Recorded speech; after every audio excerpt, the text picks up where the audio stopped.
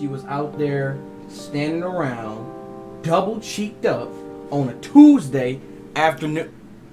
Hey guys, it's Rottweiler back at it again with another video, and today I'm going to be talking about why the recovery system in Rivals of Aether has more depth than you think. Alright, now for this video I want to be using two characters. One is going to be Zetaburn, and the second is going to be Orcane. So before I go into detail about why the recovery system in Rivals of Aether has a lot more depth than what people would see on the surface level, I need to cover why people think it doesn't have a good amount of depth, like Smash 4, Ultimate, and whatever recovery system, right?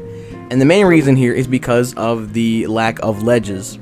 People think that because this game doesn't have a ledge you can just grab onto, that the recovery system is really bad, right? They think, oh, well, if there's no ledges, you just hit them and then try to come back. And that, on the very, surface level, tip of the iceberg kind of thing, is very true. If someone is coming right at you, you just hit them. But every character in the game has many tools to stop that from happening and make you actually have to guess what their, well, not guess, but make a read on what their next option is going to be. Let's take Zetaburn here.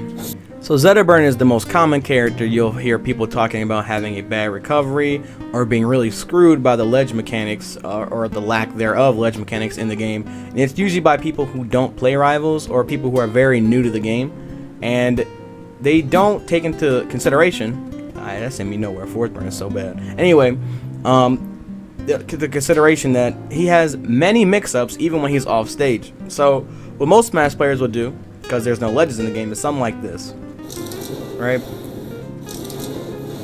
and then they put themselves above the ledge because there's no ledge, right? There's no like ledge thing to hold, right? So they go above the ledge and they get smacked back off, because this is obviously the force can just back air me back off or charge a F smash on my landing and he'll knock me back off, right? And they'll be like, wow, if I had a ledge there, I could have just grabbed the ledge and rolled back on, or stood up, or options, right? When actually, in that same position, you have access to a recovery that looks more like this, right?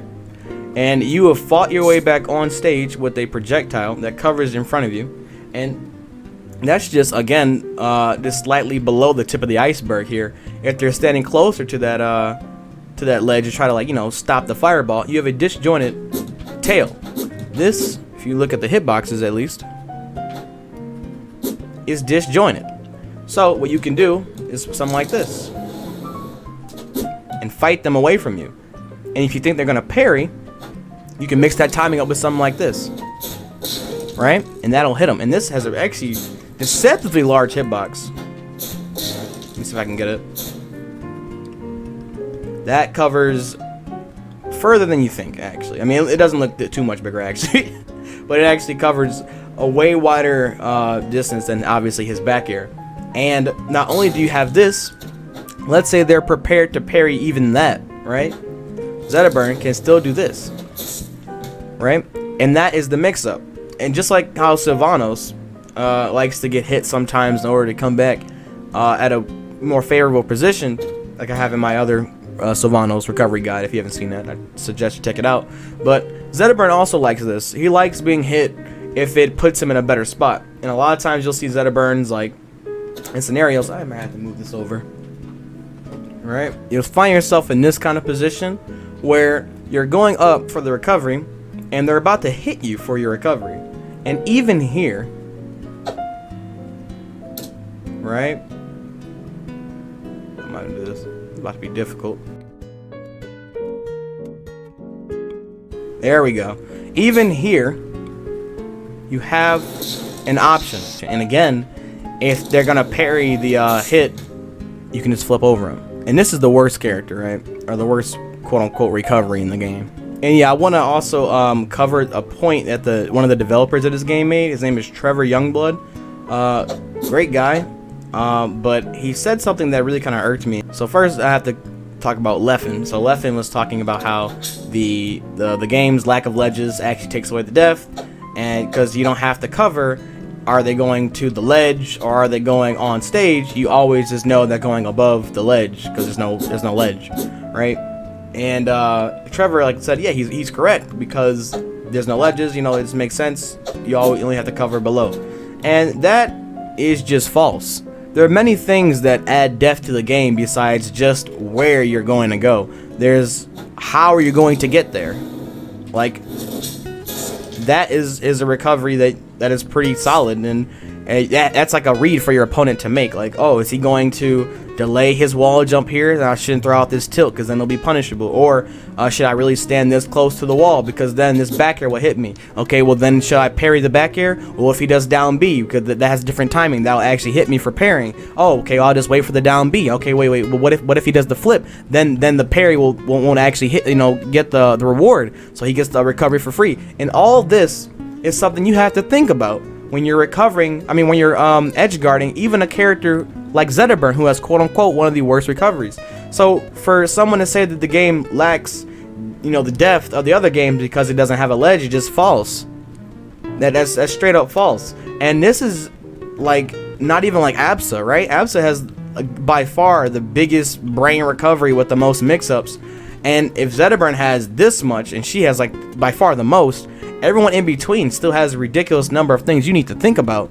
And that doesn't sound like a lack of depth to me, right? In fact, I can easily argue that this game has more depth than those in terms of recovery, because in Smash, it's at least 9 times out of 10 characters don't even want to go above the ledge. They always want to go to the ledge. Like, they want to grab the ledge. They don't want to go above it because they have, you know, the free fall animation, and it's very laggy usually. So it's honestly, unless we're talking Melee here, they're always going to the ledge in Ultimate, so I don't even want to hear that from Ultimate players. And then Melee, yeah, Melee has a lot of depth also, because in that game, you know, it's not always the ledge or not, right? It's always Fox. Can he shorten the side B? Can he do the full side B? Will he do the up B above the ledge? Will he go toward the ledge, right? Like, in Melee is actually really close to like the rival's depth, but you don't have to worry about things hitting you while you're edge guarding. In Melee, it's just where are they going, not will I be hit for edge guarding, right? You get what I'm saying? So again, I don't see how this game lacks depth.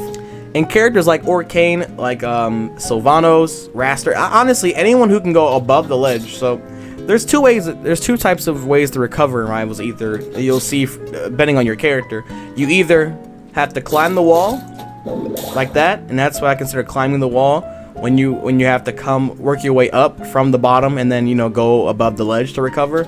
Or you're in a position where you can be all the way up here and then just push yourself back on, and I call that a high recovery. So let's say, again, Force Burn F smashes me at like 130. This F smash is super weak and might not even send me far. But let's see. Oh, the irony. So I get F smash as Orcane like this. I get knocked this high up. This is where the high recovery or part of Rivals comes in. This is something that you can't do in Melee, something you can't do in Ultimate, or for the most part. I can't think of any character off the top of my head that recovers something like this. Like, that's another thing you have to cover. And please, don't let me forget the fact that Orcane has a whole ass teleport. So if Orcane has his puddle here, and he's off stage here, you have to make the whole decision. Are you going to run back here and make sure you can hit him in time to punish his up B? Or do you stand here just in case the Orcane does something like this, right? And he's back. So you have to now decide, do I want to stand here just in case I need to like pressure here, or do I run over here just to make sure I can punish the puddle or teleport? So again, it's not really just, oh, they have to come above the wall, right? They have to get up here. Yeah, they do, but or I can just do this. Like, hello? Are you with me? Are we on the same page? Now, it took me until after I was watching the recording to remember that Orcane can also juke the opponent with his up special. If you hold R while you're doing the up B, he won't even teleport, but he'll make the sound and still go through the fizzle animation. So you have an opponent doing this, waiting for you to, you know, go to your puddle or go here, and they see and hear this, they're gonna run toward that puddle. But if you instead just did this, they ran over there for nothing, and now you land for free. So again, this is another mix-up that you have to remember and be ready for. And this is, again, just one of the 14 characters in the game And again, there are more characters like him that can go above the ledge like that. Again, making it really confusing how people say this game doesn't have death with the recovery system just because it doesn't have ledges. The game obviously makes up for that in many other aspects of its mechanics and characters. I think there was an interview Dan gave years ago, and if I can find it, I'll like edit it here and clip it, but he was talking about how he gave all his characters recoveries because he knew he wouldn't have ledges. He thought about adding ledges years ago. Many years ago when he was still like developing the game, but he decided against it because of all the planking and the invincibility, right? And so he was like, okay, well, if I get rid of it, I can just give every character a recovery that can, you know, make up for the lack of ledges. So all their recoveries are built in mind with no ledge, or they're built without a ledge grab in mind. Oh, I played competitive Brawl for two years. And I was around at the time, I was in tournaments actually at the time when planking became a deal, like a big deal. So I've actually gone in kind of a completely different direction, which is what Super Smash Land had, and I don't have edges or ledges in the game right now. Oh, really? Right now the recoveries are actually pretty strong, but they don't have, you can't grab a ledge. So there is a couple mechanics in place to help that, right? So again, lack of depth just bewilders me to no end. So yeah, guys, that has been the depth of Rivals' recovery system, or Rivals' recovery system better than you think.